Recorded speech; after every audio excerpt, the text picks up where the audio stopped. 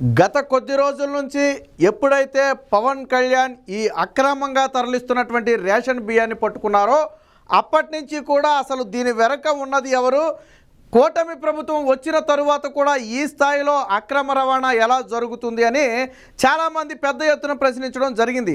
దీనికి సమగ్ర వివరణతో కూడినటువంటి నివేదికనైతే విజిలెన్స్ అధికారులు ఇవ్వడం జరిగింది. దీని మీద విజిలెన్స్ ఎంక్వైరీకి గతంలోనే వేశారు, మన అందరికీ తెలుసు.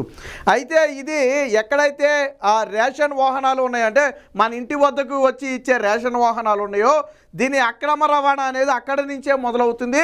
వాస్తవానికి బియ్యం మొత్తం కూడా ఈ రేషన్ వాహనాల్లోనే అనధికారిక స్టాక్లకు కూడా తరలిస్తున్నారు. ఈ ఎవరైతే లబ్ధిదారులు ఉంటారో వాళ్ళ చేత వేలుముద్ర వేయించుకుని ఆ బియ్యానికి కేజీకి 10 నుంచి 12 రూపాయల చొప్పున లెక్క కట్టేసి ఆ బియ్యాన్ని వాహనంలోనే ఉంచేస్తారు. అంటే వీళ్ళు కేవలం వేలుముద్ర మాత్రమే వేసి డబ్బులు తీసుకుని వెళ్ళిపోతారు, బియ్యాన్ని తీసుకోరు.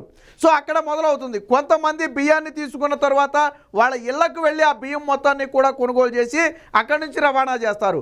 అక్కడి నుంచి దీన్ని జిల్లా స్థాయిలో కొంతమంది నేతల వద్దకు చేరుస్తారు. వాళ్ళు దీని మీద ఒక 5 నుంచి 10 రూపాయలు లాభం వేసుకుంటారు. అక్కడ నుంచి ఎగుమతిదారుల వద్దకు చేరుతుంది. వాళ్ళు మరొక 20 రూపాయలు లాభం వేసుకుని పాలిష్ పట్టి కేజీ 50 రూపాయలు లెక్కన దీన్ని వాడల్లో అయితే బయటికి పంపే ప్రయత్నం చేస్తారు. మరి ఎందుకు ఇంత ఖరీదు పెట్టి పంపుతున్నారు, మరి దీన్ని ఎవరు కొంటారు అంటే ఆఫ్రికా దేశాల్లో ఇది కేజీ 120 నుంచి 150 రూపాయలు పలుకుతుంది. అంటే 50 రూపాయలకు మన దగ్గర నుంచి బయటికి వెళ్ళిపోతే అది అక్కడికి చేరేసరికి 120 నుంచి 150 రూపాయలు పలుకుతుంది. ఎందుకు ఈ స్థాయిలో బియ్యాన్ని అక్రమ రవాణా చేస్తున్నారు? ఇంత కట్టుదిట్టమైనటువంటి ఆ చెక్ పాయింట్లు పెట్టినప్పటికీ అధికారుల మీద చర్యలు తీసుకుంటున్నప్పటికీ ఎందుకు ఆ రేషన్ అక్రమ దందా ఆగటం లేదు అంటే దానికి ఆఫ్రికా దేశంలో డిమాండ్ ఉండటం, బల్క్ రూపంలో వీరికి అమౌంట్ రావడంతో ఈ దందాని ఏదో ఒక రూపంలో కొనసాగిస్తున్నారు. తాజాగా విజిలెన్స్ నివేదిక ప్రకారం కొంతమంది వైసీపీ నేతలు, గత వైసీపీ నేతలకు సంబంధించి కూడా వారి హస్తం ఉన్నట్టుగా కూడా తేలింది.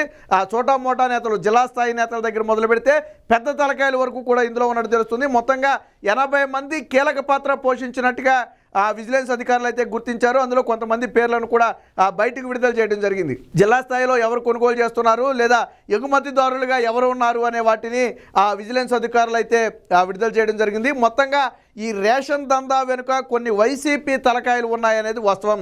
అయితే కూటమి ప్రభుత్వం వచ్చిన తరువాత కూడా సరే వైసీపీ హయాంలో వాళ్ళ దందా నడిచిందంటే అధికారం వాళ్ళది, అడ్డం పెట్టుకుని చేశారనుకోవచ్చు.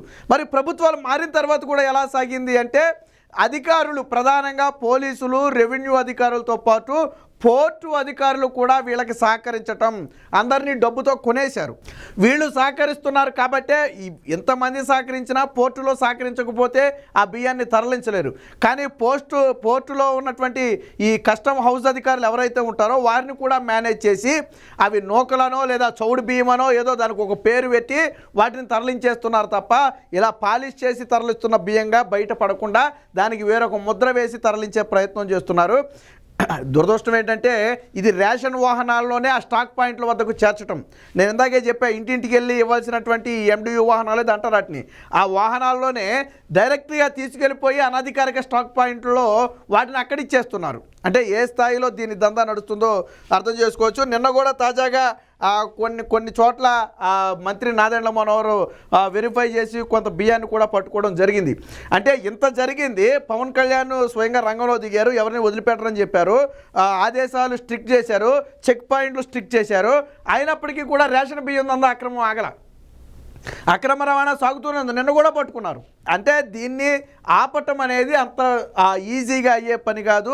కొన్ని కఠిన నిర్ణయాలు తీసుకోవడంతో పాటు చట్టాల్లో కొన్ని మార్పులు తీసుకువచ్చి వారి మీద కఠిన చర్యలు తీసుకుంటే ఎదుటి వ్యక్తి భయపడాలా. ఓహో, నేను అక్రమంగా బియ్యం తరలిస్తే ఇన్ని సంవత్సరాలు జైల్లో ఉండాల్సి వస్తుందా లేదా ఇంత జరిమానా కట్టాల్సి వస్తుందా అని కొంత భయం ఉంటే తప్ప ఈ అక్రమ రవాణాను అయితే అడ్డుకునే పరిస్థితి అయితే కనపట్లేదు. దీనికి సంబంధించిన వార్త కూడా ఒకటి వచ్చింది, ఒకసారి చూద్దాం. ఆంధ్ర టు ఆఫ్రికా, ఇక్కడ ఉచితం, అక్కడ కిలో 150. మరి ఇక్కడ మనం లబ్ధిదారులకు ఇచ్చేది ఉచిత బియ్యమే. సరే, వాటిని కొనుగోలు చేసి అలా చేసి ఎగుమతికి 50 రూపాయలు అవుతున్నప్పటికీ కూడా మన దగ్గర అది ఉచిత బియ్యం, మనమేమో తినం వాటిని. మన ప్రజలేమో ఈ బియ్యాన్ని పక్కన పెట్టేస్తారు. కానీ ఈ బియ్యం ఆఫ్రికా దేశంలో 150 రూపాయలు పలుకుతుంది. అంటే ఒక కేజీ బియ్యానికి దీనికి అదనంగా వాళ్ళు చేసేది ఏంటంటే కేవలం పాలిష్ పట్టడం మాత్రమే చేస్తారు. ఈ బియ్యాన్ని పాలిష్ పట్టడం మాత్రమే వాళ్ళు అదనంగా చేసే పని. మిగతాది అదే బియ్యాన్ని మనకిస్తున్నారు. కానీ ఇతర దేశాల్లో 150 రూపాయలు పలుకుతుంది. రేషన్ బియ్యం అక్రమ రవాణా అంతా వ్యవస్థీకృతంగా సాగింది. ఎండియు ఆపరేటర్లు రేషన్ కార్డుదారుల నుంచి కిలో 12 రూపాయల నుంచి 15 రూపాయలు కొనుగోలు చేశారు. అదే బియ్యాన్ని 5-6 రూపాయల లాభానికి మండల జిల్లా స్థాయి కొనుగోలుదారులకు విక్రయించారు. ఆ తర్వాత ఎగుమతిదారులు రంగంలోకి దిగుతారు. కిలో 26 రూపాయలకు కొని మిల్లుల్లో పాలిష్ చేసి 45 నుంచి 50 రూపాయలకు ఆఫ్రికా తరలిస్తారు.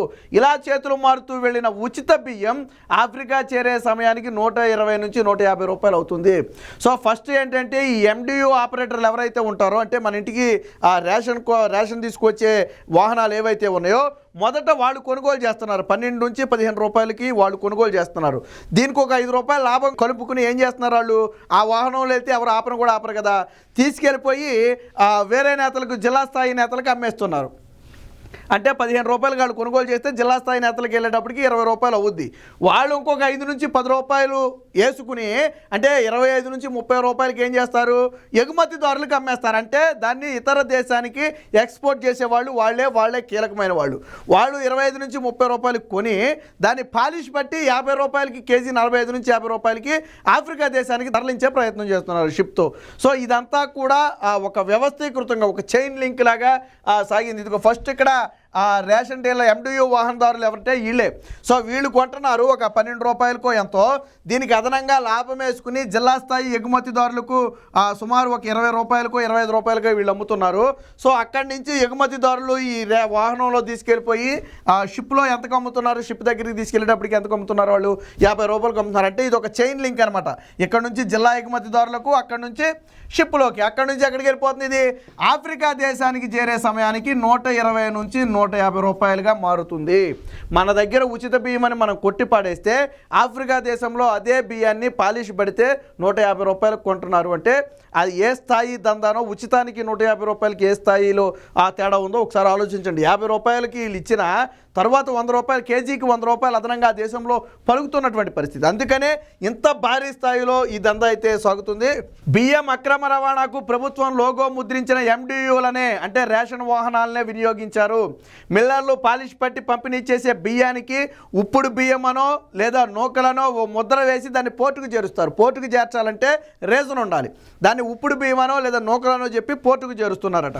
సో సరుకు సరైనదేనని, న్యాయబద్ధమైన రవాణాలోనే జరుగుతుందని కస్టమ్ హౌస్ ఏజెంట్లు నిర్ధారించాలి. ఆ తరువాతే బియ్యాన్ని నౌకలోకి చేర్చాలి. కొందరు బడా ఎగుమతిదారులు వారిని కూడా మేనేజ్ చేసి ఈ దందాకు లంగరెత్తేశారు. లబ్ధిదారుల నుంచి కొనుగోలు చేసినటువంటి ఈ బియ్యాన్ని ఆపరేటర్ మొదలుకొని పోర్టులో ఉండే అధికారుల వరకు అందరూ సహకరించడం వల్లే ఇదైతే సాగుతున్నట్టుగా తెలుస్తుంది. సో అక్రమ తరలింపులో 80 మంది కీలకంగా ఉన్నట్టుగా విజిలెన్స్ అధికారులు అయితే గుర్తించారు నివేదికలో. లబ్ధిదారుల నుంచి అసలు దందా మొదలు, బండి దగ్గరే ఎండియు ఆపరేటర్ల కొనుగోలు, మండల జిల్లా స్థాయి వ్యాపారులకు విక్రయం, అనధికారిక స్టాక్ పాయింట్లకు తరలింపు, ఆపై రాష్ట్ర స్థాయి ఎగుమతిదారులు రంగంలోకి, పాలిష్ చేసి నూకలు, ఉప్పుడు బియ్యం అని వాటికి ముద్ర, పోర్టులో కస్టమ్స్ హౌస్ ఏజెంట్లకు లంచాలు, కాకినాడ పోర్టే అక్రమ రవాణాకు ప్రధాన ద్వారం. ప్రభుత్వానికి విజిలెన్స్ సవివరమైనటువంటి నివేదిక. సో ఇందులో కొంతమంది పేర్లను కూడా అయితే ఇవ్వడం జరిగింది. జిల్లా స్థాయిలో బియ్యాన్ని కొంటున్నారు అనే అనుమానం ఉన్న వాళ్ళు కొంతమంది పేర్లు ఏంటంటే కోనల ఆనందరెడ్డి, కర్రి రామిరెడ్డి, పోసలారెడ్డి రంగరాజు, పండల ప్రసాదు, సుంకర రామకృష్ణ, మానేపల్లి కృష్ణారెడ్డి, ఉండమట్ల వీర వెంకట సత్యనారాయణ. సో వీళ్ళు జిల్లా స్థాయి. ఇక ఎగుమతిదారులు అంటే షిప్లోకి చేర్చే ప్రధాన కీలకమైనటువంటి వ్యక్తులు వినోద్ అగర్వాల్, సరళ foods, Veerabhadra exports, 11 international exports అని చెప్పి వీళ్ళు ఎక్స్పోర్ట్స్ అని ఒక పేరు పెట్టుకుని ఇలాంటి అక్రమ రవాణాకి అయితే పాల్పడుతున్నారు. దీనికి సంబంధించిన మరొక వార్త కూడా వచ్చింది, ఒకసారి చూద్దాం. బాబోయ్ బియ్యం దందా తాజాగా విశాఖలో రేషన్ బస్తాల గుర్తింపు. తాజాగా నిన్న కూడా పట్టుకున్నాను, ఇందాకదే చెప్పింది. ఎంత జరిగినా కానీ రేషన్ దందా మాత్రం ఆగట్లా. అక్రమాలను నడిపిస్తుంది వైసీపీ హయాంలోని వారే. నేతలు, అధికారులకు నెలవారీగా మామూళ్ళు, మాఫియాకు అడుగులకు మడుగులొత్తుతున్న పోలీసులు, రెవెన్యూ సిబ్బంది. కేసులన్నీ సిట్ పరిధిలోకి తెస్తేనే అనుకున్న లక్ష్యం సాధించడానికి అవుతుందని చెప్పి ఒక వార్త అయితే రావడం జరిగింది. విశాఖలోని శీలానగర్ వద్ద ఉన్న ఒక కంటైనర్లోని బియ్యం నిల్వల వివరాలను స్వయంగా మంత్రి, పౌర సరఫరా శాఖ మంత్రి నాదెండ్ల మనోహర్ స్వయంగా తెలుసుకుంటున్నటువంటి పరిస్థితి. సో ఎందుకు దీనికి విదేశాల్లో ఎంత డిమాండ్ ఉంది అంటే అక్కడ పరిస్థితులు అలాంటివి కాబట్టే మన దగ్గర ఉచితమైనటువంటి బియ్యాన్ని ఇంత కష్టపడి ఇన్ని కష్టాలకు ఓర్చుకుని ఇది ఇబ్బంది అయినప్పుడు తెలిసినప్పటికీ కూడా ఈ విధంగా రవాణా చేస్తున్నారు. అయితే విజిలెన్స్ అధికారులు కొంతమంది పేర్లు ఇచ్చిన నేపథ్యంలో వీరందరి మీద పూర్తి స్థాయి విచారణ చేసి దీని వెనుక ఉన్న పెద్ద తలకాయలు ఎవరు, ఈ దందా ఎప్పటి నుంచి నడుస్తుంది, ఎవరెవరు ఇందులో పాల్గొన్నారనే వివరాలు మొత్తం కూడా బయటికి తీసి వారి మీద కఠిన చర్యలు తీసుకుంటే తప్ప ఈ దందాకి అడ్డుకట్టబడే అవకాశమే లేదు.